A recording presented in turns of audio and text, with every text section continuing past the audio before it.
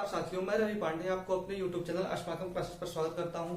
दोस्तों, last class में हमने सीरीज कॉम्बिनेशन ऑफ रजिस्टर्स को कंप्लीट कर लिया था।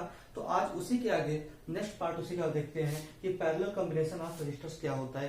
पैरेलल कॉम्बिनेशन ऑफ रजिस्टर्स में more than one register parallelly connect होते हैं, मतलब पैरेलली कुछ इस तरीके से कनेक्ट होते हैं। ठीक है, हम अभी केवल दो रजिस्टर्स की बात कर रहे हैं, फिर उसके बाद 3, 4, 5 कई रजिस्टर्स के बारे में पढ़ सकते हैं। ठीक है, तो पहले देखते हैं दो रजिस्टर्स को कैसे हम कंबाइन करेंगे।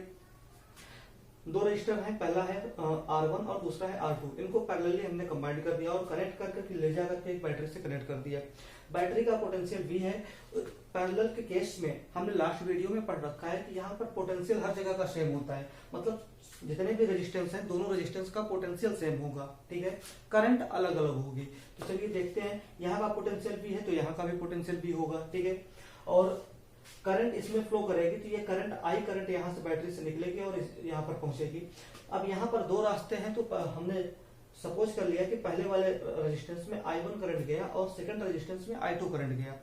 तो उस तरीके से हम क्या लिख सकते हैं, अगर इस वाले पॉइंट पर यहाँ पर देखें तो आने वाला करंट I है और यहाँ से जाने वाला करंट I1 और I2 है। ठीक है, तो हम ये लिख सकते हैं कि I is equal to I1 plus I2।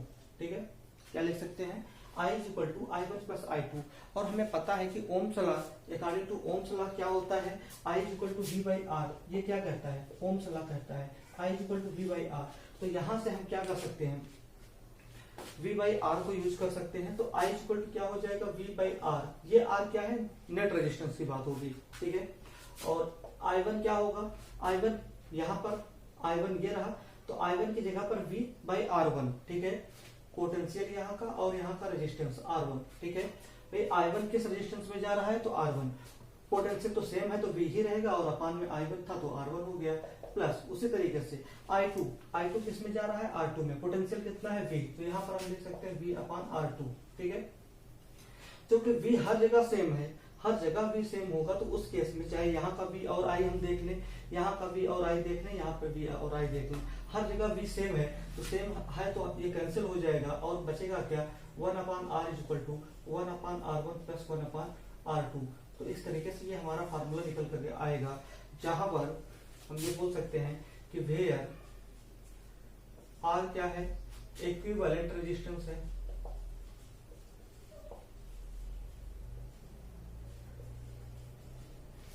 R1 क्या है, R1 और R2 क्या है, रेजिस्टेंस है। ठीक है,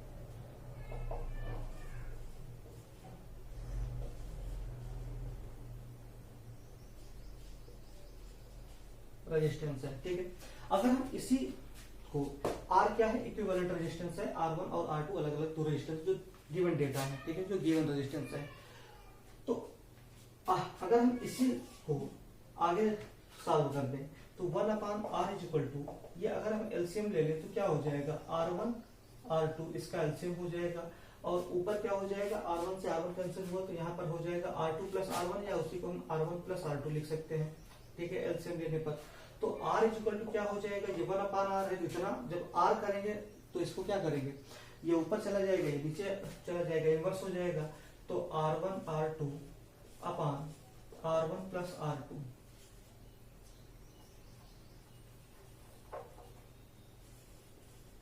तो R इज इक्वल टू आ जाएगा R1 R2 अपान R1 प्लस R2। ये केवल दो रेजिस्टेंस के लिए इस फार्मूले का हम यूज कर सकते हैं। ठीक है, अगर यहीं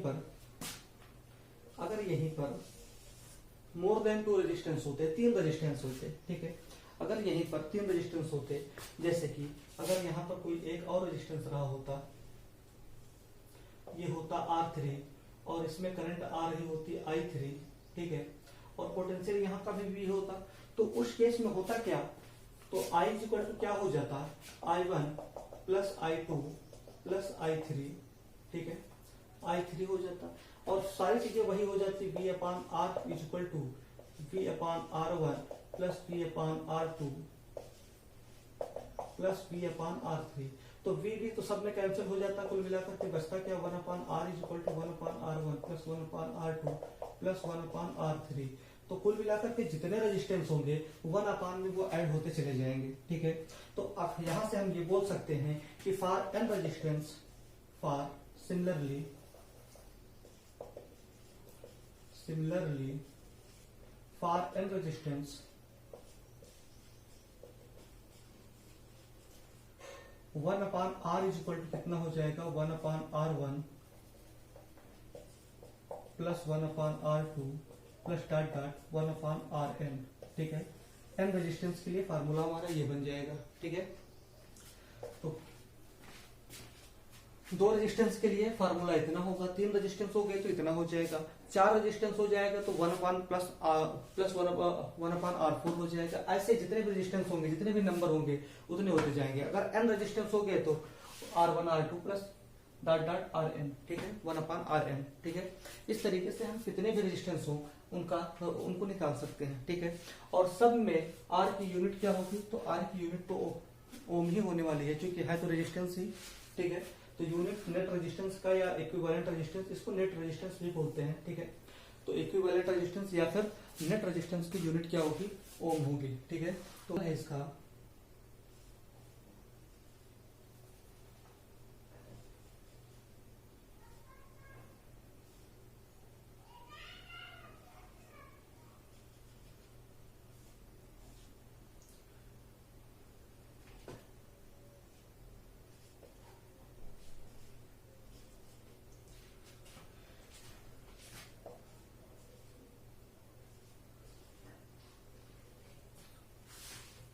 क्वेश्चन आएगा कि find the equivalent resistance between points A and B के बीच में इक्विवेलेंट रेजिस्टेंस को बताना है। ठीक है, इक्विवेलेंट रेजिस्टेंस बताना है। इक्विवेलेंट रेजिस्टेंस बताने के लिए, ठीक है, यहाँ पर क्वेश्चन आ जाएगा फाइंड इक्विवेलेंट रेजिस्टेंस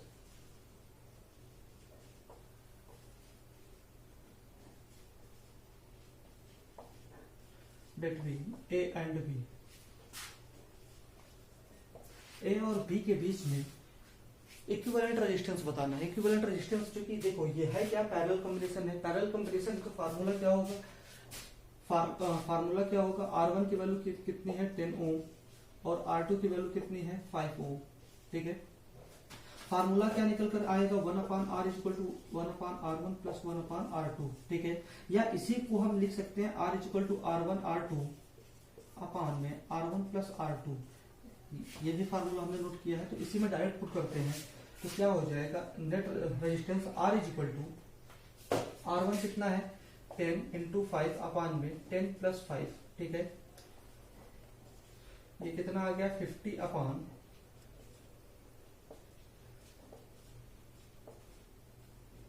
तो ये आ जाएगा 10/3 ओम, या फिर इसी को हम लिख सकते हैं 3.3 ओम के समथिंग। ठीक है, तो R की वैल्यू आ गई इतनी, नेट रेजिस्टेंस आ गया कितना इतना। इक्विवेलेंट रेजिस्टेंस पैरेलल के केस में इस तरीके से आएगा। अगर इसी सेम क्वेश्चन को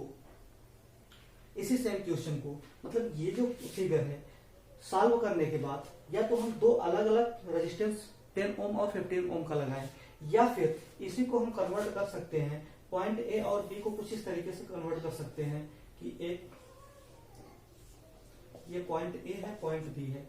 तो कहने का मतलब ये है कि दो रजिस्टर को यूज करने की जगह पर हम एक ही 3.3 ओम का एक रजिस्टर यूज कर सकते हैं। तो कहने का मतलब ये है कि इस सर्किट को इसमें कन्वर्ट किया जा सकता है, इस सर्किट को ऐसे बनाया जा सकता है। ठीक है, तो कुल मिलाकर ये कई रेजिस्टेंस लगे हों तो उनका केवल हमको एक ही रेजिस्टेंस बताना है, इक्विवेलेंट रेजिस्टेंस कितना होगा। इन सबको हटा करके कितने रेजिस्टेंस का हम रजिस्टर लगा दे सकते हैं, वही होता है हमारा आर की वैल्यू। ठीक है, तो अगर यही क्वेश्चन सीरीज में होता तो रिजल्ट कुछ कैसा होता, चलिए देखते हैं। अगर यही क्वेश्चन कुछ इस तरीके से होता, ए और बी, ठीक है, ये पहला रहा 10 ओम और दूसरा है 5 ओम। सेम वही क्वेश्चन, सेम वही डेटा, 2 रजिस्टर 10 ओम और 5 ओम से पहली बार पैरेलल में थे, अब की बार सीरीज में हमने कंबाइन कर दिया। सीरीज में कंबाइन किया, R1 की वैल्यू कितनी हो गई 10 ओम और R2 की वैल्यू कितनी है 5 ओम। अगर हम यहाँ पर नेट रेजिस्टेंस या इक्विवेलेंट रेजिस्टेंस निकालें तो R इक्वल टू होता है R1 प्लस R2, तो R की वैल्यू कितनी आ जाएगी 10 प्लस 5 ओम। कुल मिलाकर के R की वैल्यू आ गई 15 ओम। ठीक है, अगर इन दोनों केस में हम बात करें तो रेजिस्टेंस दोनों में सेम है, 10 ओम और 5 ओम, और यहाँ पर भी 10 ओम और 5 ओम। लेकिन पैरेलल कंडीशन में जो रिजल्ट आया वो 3.3 ओम का आया, और सीरीज कॉम्बिनेशन में रिजल्ट आया 15 ओम का। दोनों में अगर एक पॉइंट को हम नोटिस करें कि यहाँ पर मैक्सिमम वैल्यू रेजिस्टेंस, दो रेजिस्टेंस है, जो सबसे ज्यादा है वो 10 है और जो कम है वो 5 है, लेकिन जो रिजल्ट आया वो मिनिमम से भी कम आया, मतलब 5 ओम से भी कम आया, ठीक है।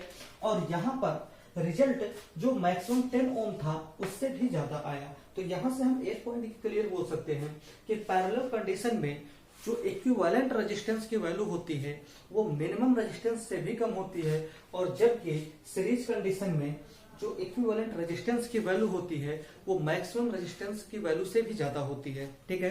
तो कहने का मतलब इक्विवेलेंट के केस में, इक्विवेलेंट रेजिस्टेंस के केस में पैरेलल में क्या होगा कि ये रेजिस्टेंस की वैल्यू को डिक्रीज कर देगा, और यहाँ पर सीरीज में क्या होगा, ये रेजिस्टेंस की वैल्यू को इंक्रीज कर देगा, ठीक है। नोट पॉइंट हम लिख सकते हैं। पहला note point, in parallel condition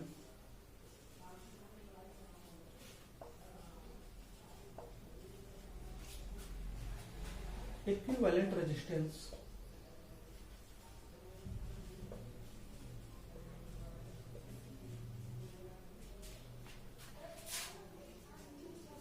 will be less than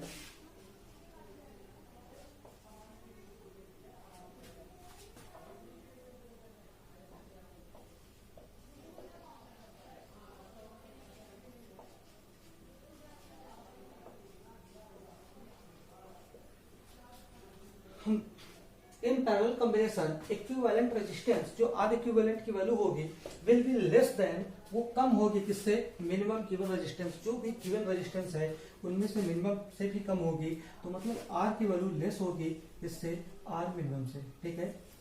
और यही सेकंड पॉइंट अगर हम लिखें, इन सीरीज कॉम्बिनेशन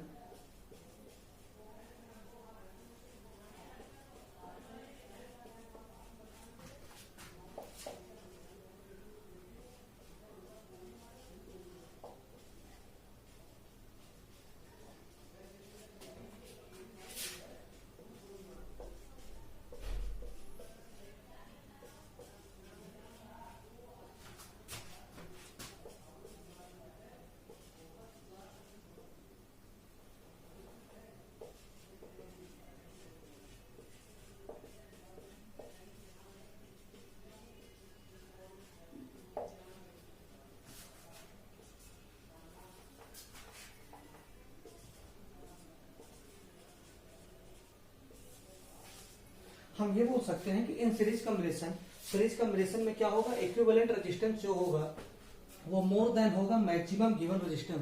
जो भी वैल्यू होगी, जैसे 2-3 रेजिस्टेंस दिए गए हैं उनमें से जो एक तो मिनिमम होगा, जैसे अगर हम बोल दें कि 2 ओम, 5 ओम और 10 ओम, ठीक है। अगर हम बोले कि ये तीनों रेजिस्टेंस पैरेलल में कंबाइन किए गए हैं, पैरेलल में कनेक्ट किए गए हैं, तो इक्विवेलेंट रेजिस्टेंस की वैल्यू कितनी होगी, तो कंफर्म है कि रेजिस्टेंस, इक्विवेलेंट रेजिस्टेंस की वैल्यू पैरेलल के केस में क्या होगी, लेस देन 2 ओम होगी। आंसर जो आएगा वो हमारा लेस देन 2 ओम आएगा। और अगर हम सीरीज के केस में बात करें तो यहाँ पर आर की वैल्यू, इक्विवेलेंट रेजिस्टेंस की वैल्यू ग्रेटर देन 10 ओम आएगा, क्योंकि सबसे अधिक कौन है, 10 है, सबसे ज्यादा 10 है, और सबसे कम कौन है, तो 2 ओम है। तो ये मिनिमम वैल्यू हो गई, ये मैक्सिमम वैल्यू हो गई। तो अगर पैरेलल में कंबाइन करेंगे, कनेक्ट करेंगे रेजिस्टेंस को, इन तीनों रेजिस्टेंस को अगर पैरेलल में कनेक्ट किया गया तो जो आर की वैल्यू होगी वो लेस देन 2 ओम आएगी, और अगर सीरीज में कनेक्ट किया गया तो ग्रेटर देन 10 ओम आएगी, ठीक है।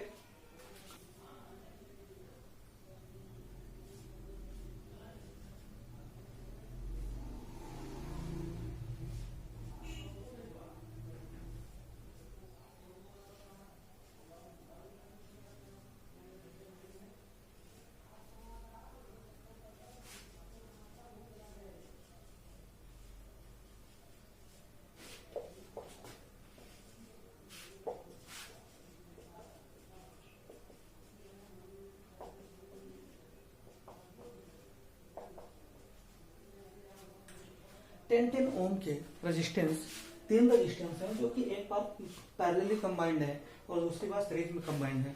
आर इक्विवेलेंट की वैल्यू यहाँ पर भी बताना है, यहाँ पर भी बताना है। अगर हम इस केस में देखें तो वन फार्मूला क्या लगेगा, 1/(1/(r1) plus 1/(r2) plus 1/(r3), ठीक है। तो 1/r इज इक्वल टू कितना हो जाएगा, 1/10 प्लस 1/10 प्लस 1/10, ठीक है। तीनों 10 ही है, R1 R2 R3 तीनों की वैल्यू 10 10 है। तो अगर हम एलसीएम लेंगे 1/r, अगर एलसीएम लेंगे तो 10 ही आएगा, 1 प्लस 1 प्लस 1, ठीक है। तो R की वैल्यू आ जाएगी 10/3 ओम, ठीक है।